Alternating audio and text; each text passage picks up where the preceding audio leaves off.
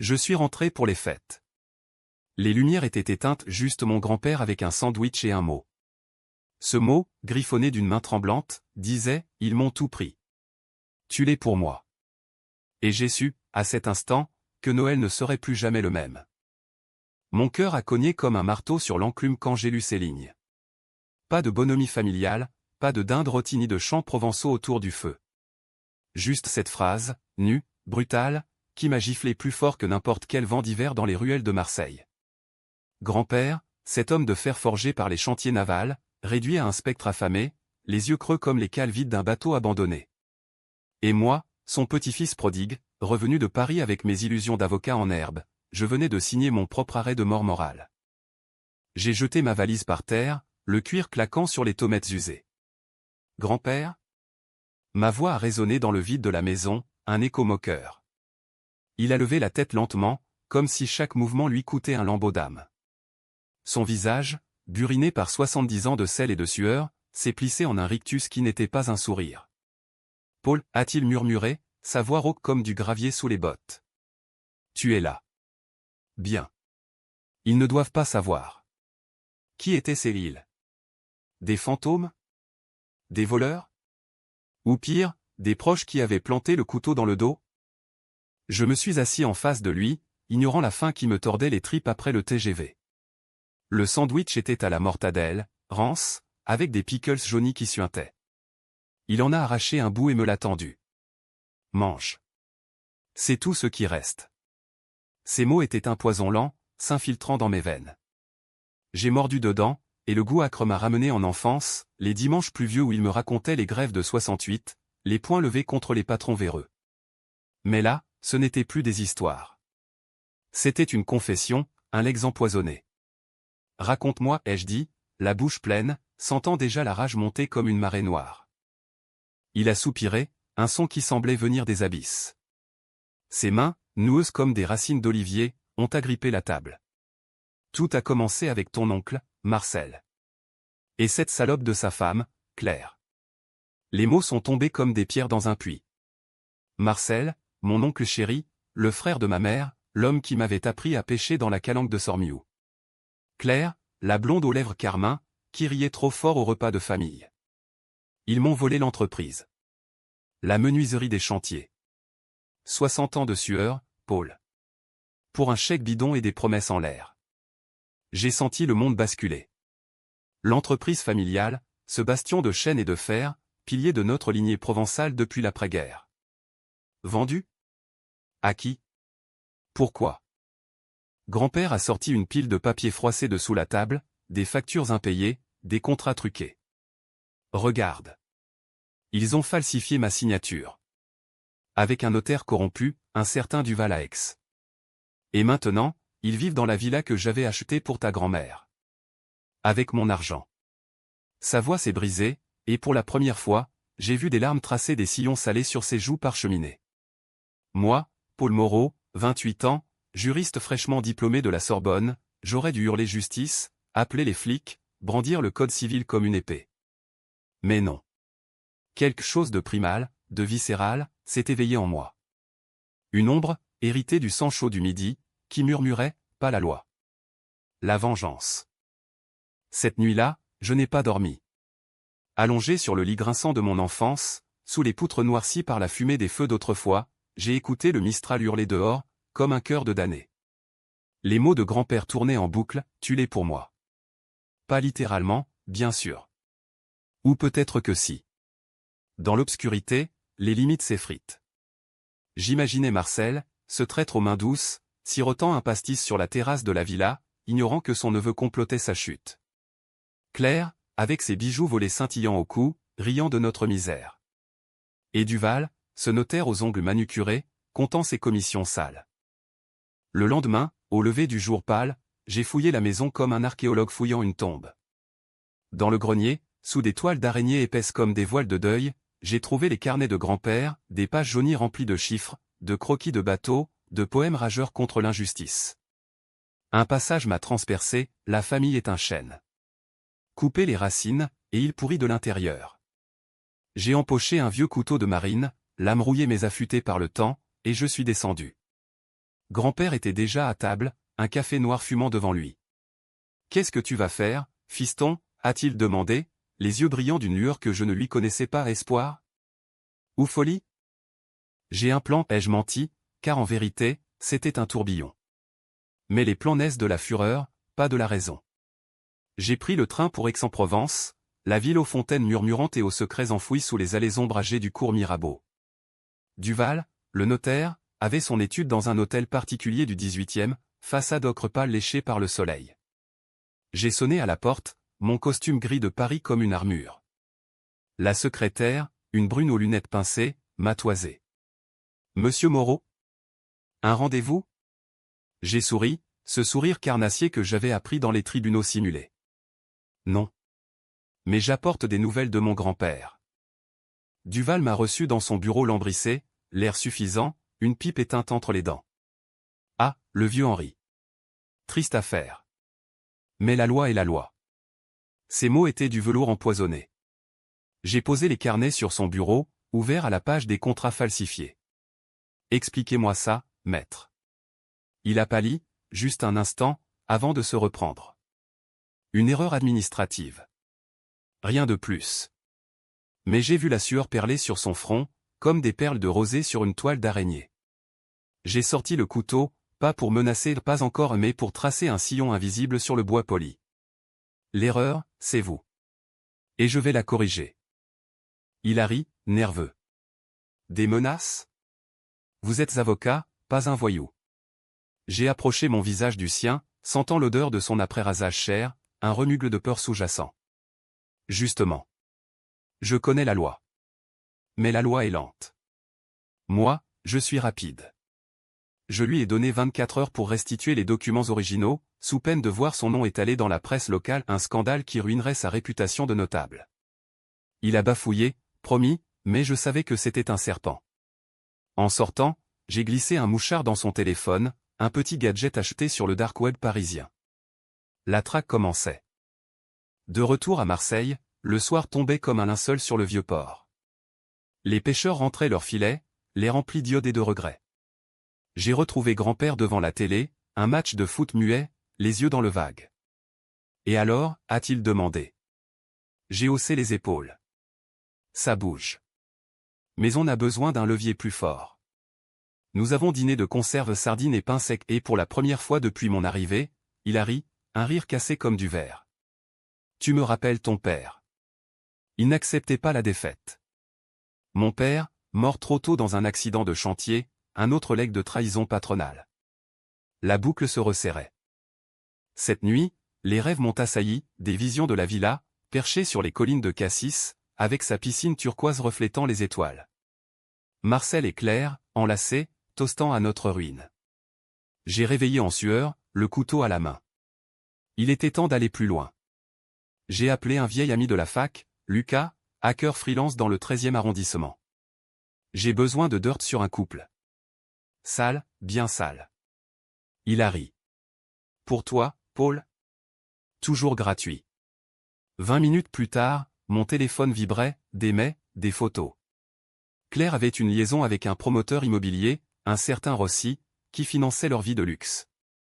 Marcel, lui, blanchissait de l'argent via des chantiers fictifs. L'hameçon était prêt. Le lendemain, je suis monté à Cassis en voiture de location, une Fiat cabossée qui puait le tabac froid. La route serpentait entre vignes et falaises, le Mistral fouettant mon visage par la fenêtre ouverte. La villa se dressait là, arrogante, avec ses volets bleus et son jardin de lavande fanée. J'ai garé à distance, escaladé le muret comme un fantôme. À travers les baies vitrées, je les ai vus, Marcel, bedonnant dans son polo Lacoste, versant du champagne à Claire, moulé dans une robe rouge sang. Il riait. De nous? De grand-père? J'ai sorti mon téléphone, enregistré la scène, leur ivresse, leur murmure coupable. Mais la vengeance n'est pas un film, elle est une lame qui coupe les chairs vives. J'ai attendu minuit, quand la lune argentait la mer. Un texto anonyme à Marcel, je sais pour Rossi. Rendez-vous au port, où tout éclate. Il est venu seul, tremblant dans son manteau de cachemire. Paul? C'est toi. Sa voix était un couinement. J'ai émergé des ombres, le couteau scintillant sous la lanterne. pas de Paul. Juste la justice. Il a plaidé, juré, offert de l'argent. Mais j'ai vu dans ses yeux le vide, le monstre qu'il était devenu. Un coup de poing, précis, dans le ventre pas pour tuer, mais pour briser. Il s'est plié en deux, vomissant son festin. Dis à Claire que c'est son tour. Je l'ai laissé là, courbé comme un olivier tordu, et j'ai filé. De retour à la maison, grand-père m'attendait, une bouteille de rosée ouverte. C'est fait? J'ai hoché la tête. Il a versé 2 verres, ses mains plus fermes. À l'héritage. Nous avons bu en silence, le vin âpre comme la vérité. Mais au fond de moi, une fissure s'ouvrait. Était-ce justice, ou juste la soif de sang? Les jours suivants ont filé comme des ombres sur les murs blanchis de la maison. Marseille s'était parée de ses guirlandes criardes pour Noël, mais pour nous, c'était un carnaval macabre. Grand-père reprenait des forces, petit à petit, un bol de soupe aux lentilles, une promenade boiteuse jusqu'au marché de Noailles, où les épices et les cris des marchands masquaient à peine l'odeur de la trahison. Moi, je creusais. Lucas m'envoyait des paquets de données, relevés bancaires, conversations interceptées. Claire et Rossi se rencontraient dans un hôtel discret d'Aix, le genre d'endroit où les draps sentent le mensonge et le parfum capiteux. Marcel, lui, paniquait à ses appels à Duval étaient frénétiques, suppliants. J'ai décidé de frapper plus fort. Une nuit, j'ai hacké leur système de sécurité merci Lucas et j'ai diffusé une vidéo truquée dans leur salon, des images de grand-père, émacié, lisant une lettre accusatrice. Vous avez volé mon âme, articulait-il d'une voix synthétisée, parfaite. Le lendemain, Marcel m'a appelé, la voix brisée. Arrête ça, Paul. On est famille. Famille. Le mot m'a fait rire, un ricanement amer qui a résonné dans le téléphone. La famille, c'est ce que tu as enterré avec l'entreprise. J'ai raccroché, le cœur battant, et j'ai conduit jusqu'à la Calanque, là où les vagues claquent comme des gifles. Assis sur un rocher érodé, face à la Méditerranée turquoise et impitoyable, j'ai laissé la mer me parler. Elle murmure toujours la vérité aux âmes tourmentées, la vengeance est un feu qui consume le vengeur autant que la proie. Mais comment arrêter? Grand-père comptait sur moi, son dernier rempart. Et moi, avec mes 28 ans et mes diplômes inutiles, j'étais devenu le bourreau de la lignée. J'ai ramassé un galet lisse, gravé un M dedans avec le couteau, et je l'ai jeté à l'eau. Premier avertissement coulé. Claire a craqué la première. Elle m'a contacté via un numéro burner, sa voix suave teintée de panique. Rencontrons-nous. Au bar du Vieux-Port. Seul. J'y suis allé, vêtu d'un manteau anonyme, le chapeau enfoncé sur les yeux comme un espion de série B. Elle était là, perchée sur un tabouret haut, un gin tonic devant elle, les jambes croisées dans un jean slim qui hurlait l'argent volé. Paul, mon chéri, a-t-elle susurré en se penchant, son parfum de jasmin envahissant l'air chargé de sel. C'est une folie. Ton oncle est dévasté. J'ai commandé un pastis, dilué, et je l'ai fixé sans ciller. Ses yeux verts, jadis si charmeurs, étaient injectés de peur. Dévasté? Comme grand-père quand vous avez signé c'est faux. Elle a blêmi, triturant son alliance celle de grand-mère, je le savais. C'était pour le bien de tous. L'entreprise sombrait. Marcel voulait la sauver. Sauver. Le mot était une insulte. J'ai glissé une photo sur le comptoir, elle et Rossi, enlacés dans une suite d'hôtels, flash des rires figés. Sauver ça, plutôt? Elle a étouffé un sanglot, théâtral, mais je voyais les fissures, les ongles rongés, le maquillage qui coulait. Écoute, je peux te donner de l'argent. 10 000 euros. Pour Noël. J'ai ri doucement, me penchant à mon tour. Ce que je veux, c'est la villa. Les titres. Et vos têtes sur un plateau. Ses pupilles se sont dilatées, un cerf aux abois. Tu bluffes. J'ai sorti le couteau, le posant discrètement sur le bar, l'âme vers elle. Teste-moi. Elle a reculé, renversant son verre. Le jean s'est étalé comme du sang clair. D'accord. Rendez-vous demain avec Duval. Mais arrête les vidéos. J'ai acquiescé, mais en sortant, j'ai noté l'heure, 22h47. Parfait pour une petite visite nocturne chez Rossi. Son appartement à la Valentine, un quartier ouvrier ironiquement, était un bunker de béton. J'ai forcé la serrure basique, ces promoteurs-là et j'ai fouillé, dossier, disque dur. Bingo. Des preuves de pots de vin, de chantiers fantômes liés à Marcel. J'ai tout copié, et pour le fun, j'ai laissé le couteau planté dans son oreiller, avec une note, prochain coup pour Claire. Le matin suivant, la réunion chez Duval était un théâtre d'ombre. Le notaire, livide, avait les originaux sur la table. Marcel et Claire flanquaient, tendus comme des cordes d'arc. Signons, ai-je dit, plume en main. Mais au moment de paraffer, j'ai hésité. Leur regard, celui de Marcel, implorant, presque paternel, celui de Claire, défiant, séducteur. La tentation de pardonner, de recoller les morceaux pour un Noël normal. Non. J'ai déchiré le contrat. Pas comme ça. Vous allez tout avouer. À la police. Et à grand-père. Le chaos a éclaté. Marcel a bondi, poing serré. Traître. Claire a hurlé, griffes sorties. Duval s'est effondré en chaise, marmonnant des prières. J'ai sorti mon téléphone, appui sur envoyer les preuves filées vers un journaliste de la Provence, un contact de la fac. C'est fini. En sortant, l'air frais de décembre m'a giflé, libérateur. Mais au fond, une voix susurrait, et si c'était moi, le monstre? De retour, grand-père m'a serré dans ses bras, premier depuis des années. Mon fils. Nous avons allumé un feu, le crépitement chassant les démons. Mais la nuit, seul, j'ai pleuré. La vengeance goûtait le cendre, pas le triomphe. Noël approchait, et avec lui, une trêve illusoire. Les rues de Marseille bruissaient de chants, de marrons grillés, mais notre maison restait une forteresse assiégée. Les journaux avaient éclaté le scandale, trahison familiale à Cassis, un empire en miettes. Marcel arrêté pour fraude, Claire en garde à vue pour complicité, Duval suspendu. Grand-père lisait les articles à voix haute, sa voix un mélange de vindicte et de tristesse. Justice, murmurait-il, mais ses yeux trahissaient le vide. Venger, c'est combler un trou, or, le nôtre était un gouffre. J'ai reçu un appel anonyme ce soir-là. Une voix féminine, essoufflée, Paul, c'est clair. Ils m'ont relâché sous caution. Écoute-moi. J'ai failli raccrocher, mais la curiosité ou la faiblesse m'a retenu. Quoi? Elle a pleuré, des sanglots gutturaux, vrai pour une fois. Marcel. Il a tenté de se pendre. Dans sa cellule. Il dit que c'est ta faute. Un coup de poignard dans les tripes. Mon oncle, se lâche, choisissant la corde plutôt que la confrontation. Et toi? Tu appelles pour quémander la pitié? Non. Pour te dire la vérité. Toute la vérité. Rendez-vous au même bar, minuit. J'y suis allé armé couteau et enregistreur. Elle était là, défaite, cheveux en bataille, sans maquillage, un sweat gris anonyme. Assieds-toi. J'ai obéi, méfiant. Elle a commandé 2 eaux gazeuses, les bulles crépitant comme des mensonges qui éclatent. Marcel n'était pas le cerveau.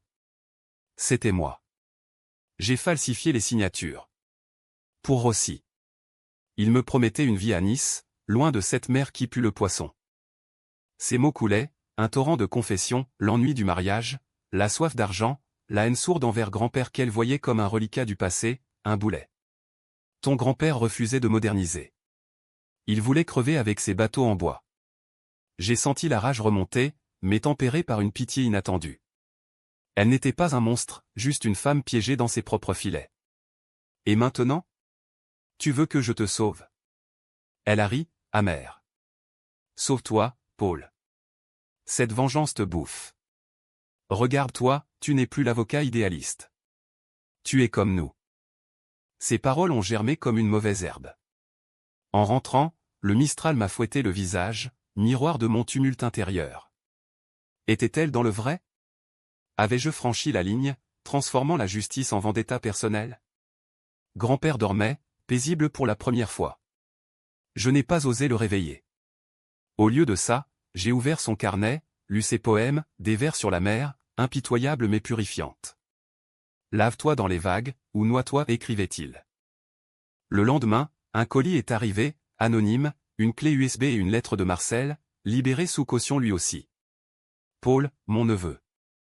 Pardonne. Viens à la villa. Parle. Une embuscade? Ou une rédemption?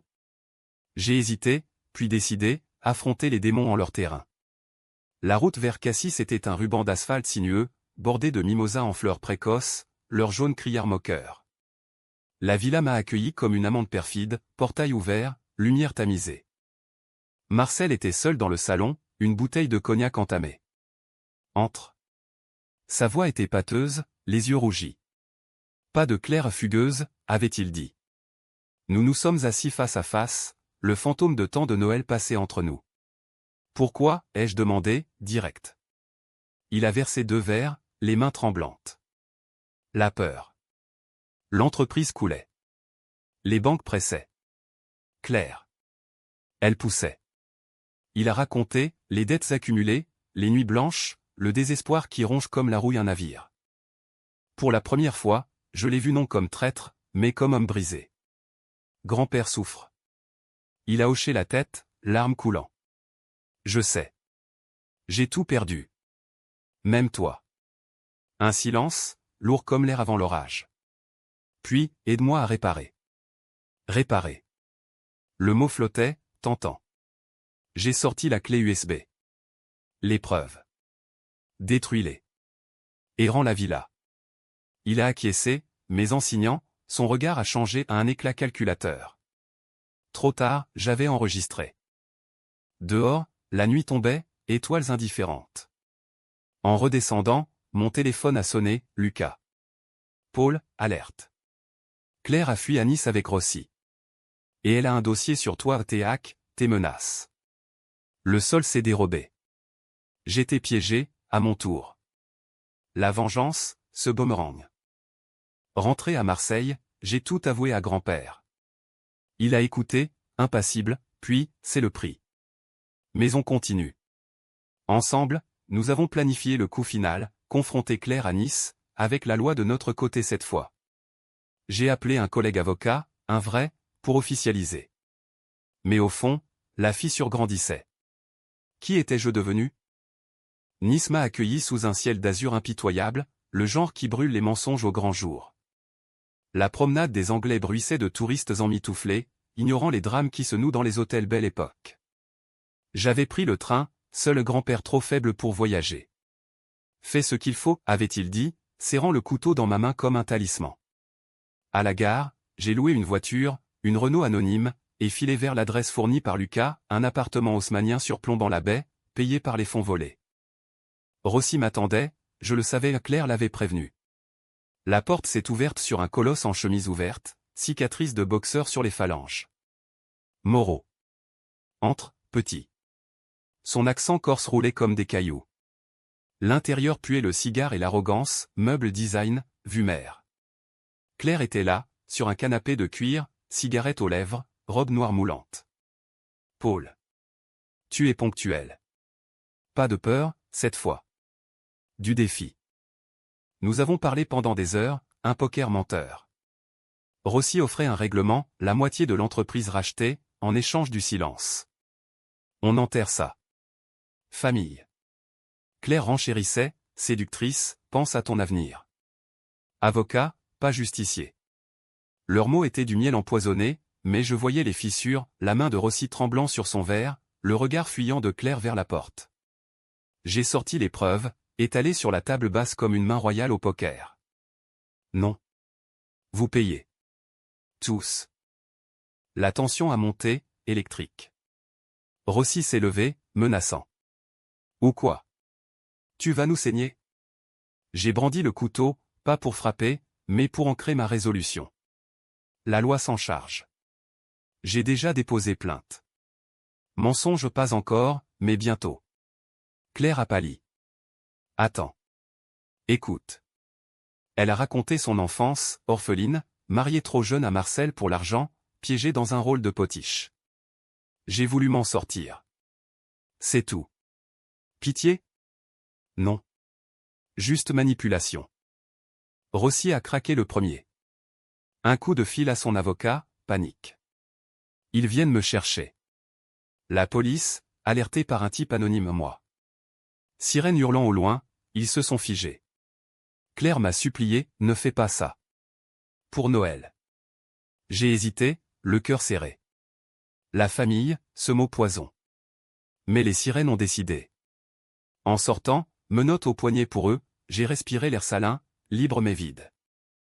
De retour à Marseille, le verdict est tombé, inculpation pour tous. Marcel a plaidé coupable, Claire coopéré pour une peine moindre, Rossi en tôle pour fraude aggravée, Duval radié. L'entreprise sauvée, remise à grand-père. Noël, enfin, dinde, vin, et nous deux autour de la table.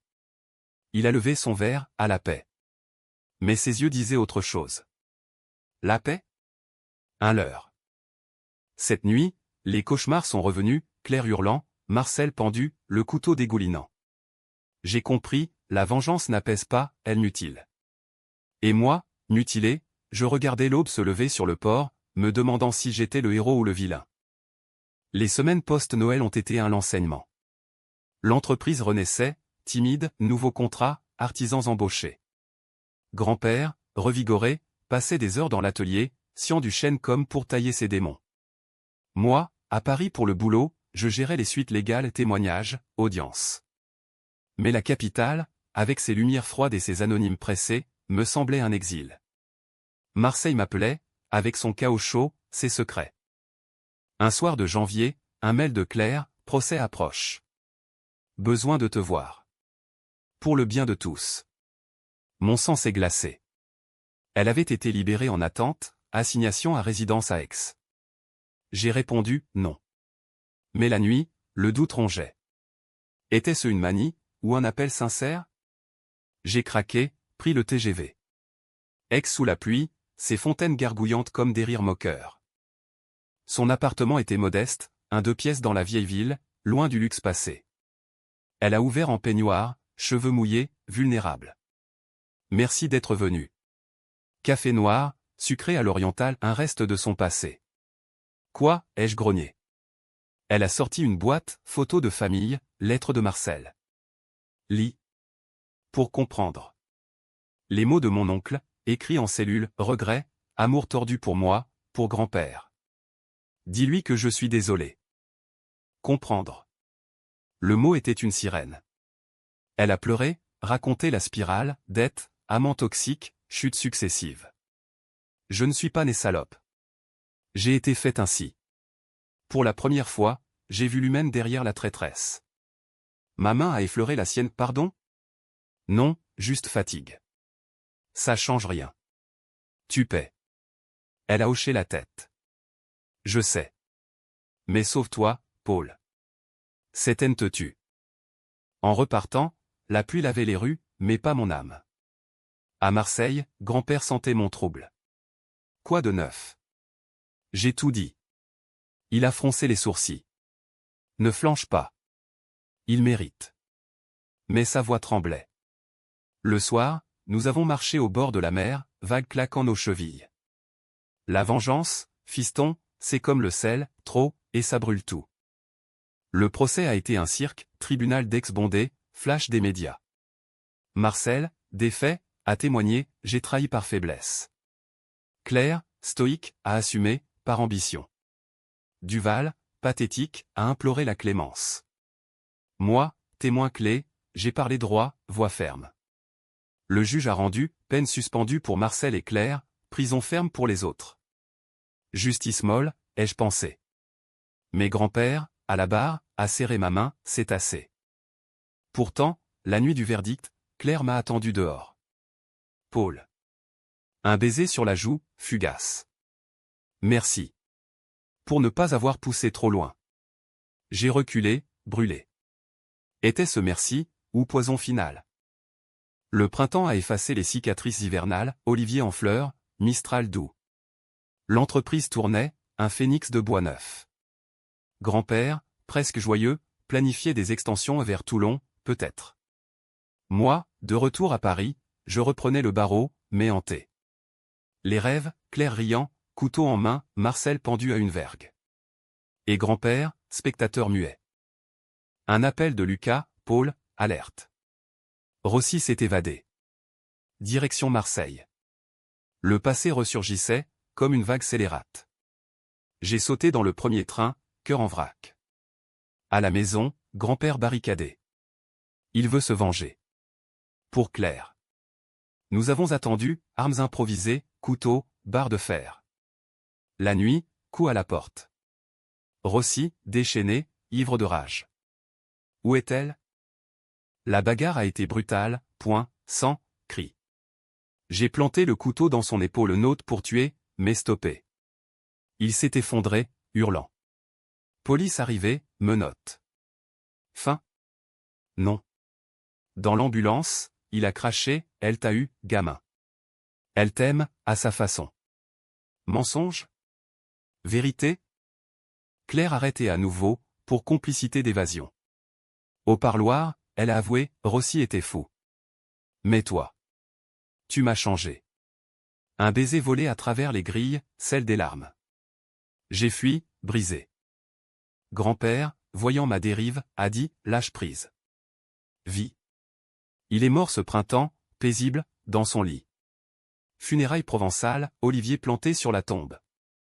Son mot final, venge-toi en vivant bien. L'été a apporté la guérison lente. L'entreprise à moi, je l'ai modernisée sans trahir l'âme. Paris? Oublié. Marseille, ma chaîne. Claire, libérée conditionnelle, a écrit « Laisse-moi t'aider ». J'ai brûlé la lettre, mais gardé les cendres rappel. Marcel, repentant, a aidé au chantier, ombre discrète. Un jour, il a dit « Pardon, neveu ». J'ai hoché, gagné. Pas tout pardonné, mais assez pour avancer. La vengeance? Un chapitre clos, cicatrice qui tire par temps humide. Je marche au port, sel sur les lèvres, regardant les bateaux danser. L'héritage amer c'est sucré, un peu. Grand-père veillerait, fier. Et moi? Je vis, enfin. Libre.